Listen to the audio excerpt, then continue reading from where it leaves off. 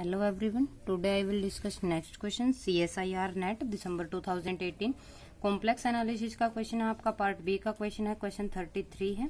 Question क्या है, consider the polynomial p of z into Q of z in the complex variable z and let I of P Q is equal to integration close contour के अंदर है और contour क्या है आपका gamma p of z into Q of z बार into d of z where this denotes the gamma denotes the closed contour gamma of t is equal to e iota t lie between 0 to 2 pi then I of z raised to power m into z raised to power n equal to 0 for all positive integer m comma n with m not equal to n।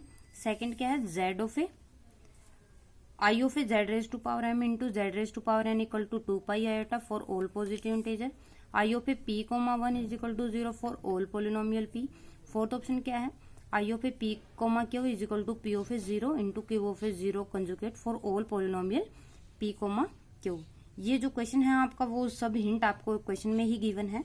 जैसे आपका जो integral है वो कैसे given है I of p q is equal to integral over gamma p Z into q z conjugate.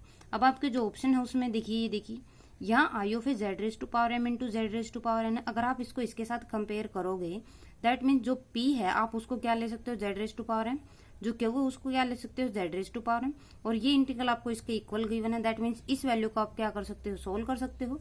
ऐसे यहाँ पे भी p z raise to power M और q z raise to power n ले सकते हो।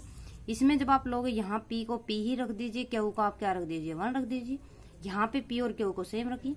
तो हर एक ऑप्शन आप यहीं से चेक कर सकते हो, हिंट आपका क्वेश्चन में ही गिवन है।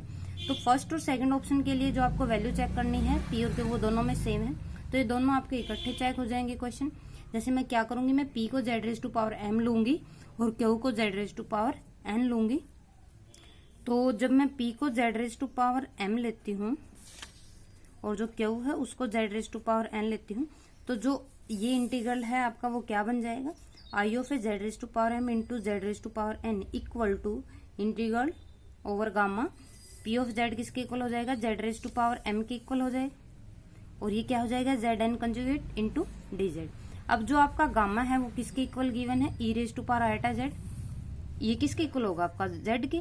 आप इसका डेरिवेटिव क्योंकि आपको डी जेड निकालना तो आप इसका डेरिवेटिव निकालोगे तो वो क्या हो जाएगा D Z equal to iota E raise to power iota T into D T. और जो टी है वो आपका गिवन है किस किस के बीच में लाई करता है 0 और 2 पाई के बीच में लाई करता है। अब ये क्या हो जाएगा, ये क्या रिप्रेजेंट कर रहा है आपका सर्कल रिप्रेजेंट कर रहा है जिसका सेंटर 0 है और जिसकी रेडियस क्या है 1 है। तो जो ये वैल्यू है जो वो क्या बन जाएगी आपकी I of z m comma z n is equal to 0 to 2 pi. तो z raise to power m क्या हो जाएगा, इसकी पावर एम हो जाएगा e raise to power eta t raise to power m into इसका कंजुगेट कर दीजिए e raise to power minus iota t raise to power n into d z की जगह पे क्या आ जाएगा iota e raise to power iota T D T. तो जो इंटीग्रल है वो इसके इक्वल हो जाएगा आपका। अब इसको सिर्फ इंटीग्रेट करना है, इंटीग्रेशन है सिंपली। अब ये देखिए तीनों के बेस इक्वल हैं तो मैं क्या करूंगी पावर को ऐड कर दूंगी। पावर ऐड करने के बाद जो बनेगा वो क्या बन जाएगा आपका आयटा बाहर निकाल दिया, आयटा बाहर निकलने के बाद क्या हो जाएगा 0 से 2 pi e raise to power minus e raise to power iota m t minus iota n t plus iota t. इसमें से आयटा टी को कॉमन निकाल दीजिए एम माइनस एन प्लस 1, इसको इंटीग्रेट कर दीजिए टी के रिस्पेक्ट में। तो e raise to power minus iota t m minus n plus 1 divide by m minus n plus 1 into iota 0 से 2 पाई इसको इंटीग्रेट करना है आपको। अब ये देखिए जो आपके फर्स्ट और सेकंड ऑप्शन है उसमें एम और एन के ऊपर भी कंडीशन गिवन है। फर्स्ट ऑप्शन में बोल रहा है कि this integral is equal to 0 for all positive integer m and n with this कि दोनों क्या होंगे अनइक्वल होंगे। अब मैं यही कंडीशन लेके चलती हूँ कि फर्स्ट ऑप्शन के लिए मैं क्या करती हूँ m और n को अनइक्वल लेके चलती हूँ। अगर m और n अनइक्वल हैं तो ये जब लिमिट पुट करोगे तो ये इसको मैं सेम रखा, जैसे पुट करोगे वैल्यू अपर लिमिट पुट कर दी, माइनस में क्या कर दिया लोअर लिमिट पुट कर दी। m और n आपके अनइक्वल हैं तो ई रेज टू पावर 2 पाई जब यहाँ पे अनइक्वल हैं तो ये आपका क्या नहीं होगा 1 बन जाएगी लिमिट। इसको कैलकुलेशन कर दीजिए, इसकी जो वैल्यू हो वो क्या हो जाएगी आपकी 0 हो जाएगी।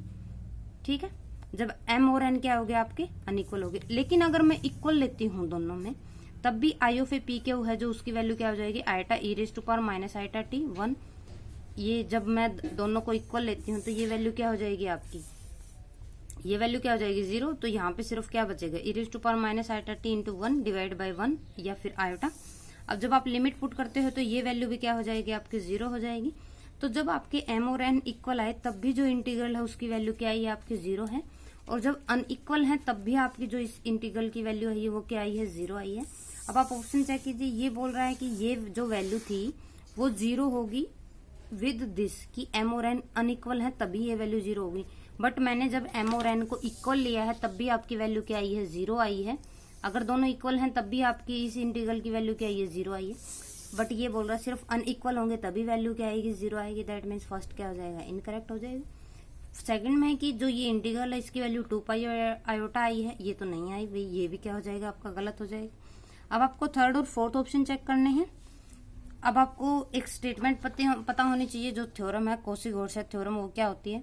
जैसे पी ऑफ जेड और क्यू ऑफ जेड कोई भी दो एनालिटिक फंक्शन हैं कॉम्प्लेक्स प्लेन के अंदर सी के अंदर जो क्लोज कंटूर के अंदर होती हैं, तो जो इंटीग्रल है over the close contour C P of Z into Q of Z conjugate D Z is equal to, इस जो इंटीग्रल की वैल्यू है उस क्लोज कंटूर के अंदर क्या हो जाएगी 0 हो जाएगी। अब मैं इसके लिए थर्ड ऑप्शन चेक करती हूँ। I of A P comma 1 क्या हो जाएगा, phi of A P Z into 1 का कंजुगेट, क्योंकि क्यू ऑफ जेड क्या लेना अपने 1 लेना है, इंटू डी जेड, तो ये किसके इक्वल हो जाएगा gamma p Z into d Z.